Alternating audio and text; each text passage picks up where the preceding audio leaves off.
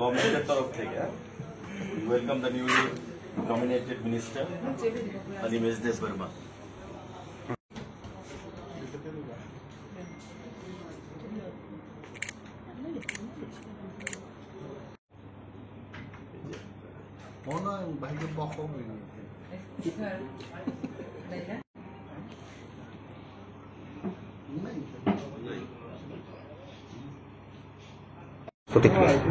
দেখুন, এটাই গণতন্ত্রের ফ্লেভার বা গণতন্ত্রের সিস্টেম, যে মন্ত্রীরা থাকবে, বিধায়করা থাকবে, তাদের আন্ডারে প্রশাসন চলবে মুখ্যমন্ত্রীর নেতৃত্বে।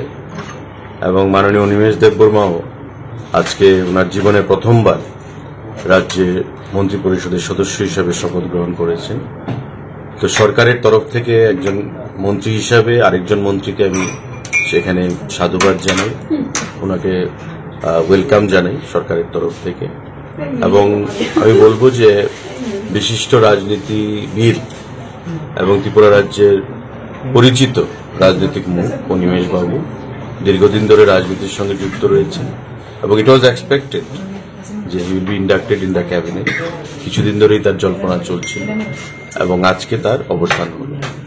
তো আমরা একসঙ্গে কাজ করব ক্যাবিনেট কলিগ হিসেবে।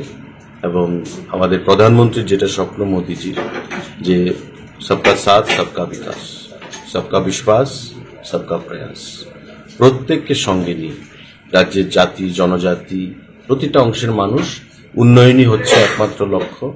প্রত্যেকের উন্নয়ন করতে হবে এবং ক্যাবিনেটের কলিগ হিসাবে অনিমেষবাবুর কাছ থেকে আমরা সেটাই আশা রাখবো যে আগামী দিনে এক ত্রিপুরা শ্রেষ্ঠ ত্রিপুরা করতে উনিও সর্বস্ব দিয়ে চেষ্টা চালিয়ে যাবে এবং আমাদের প্রধানমন্ত্রীর লক্ষ্যকে বাস্তবায়িত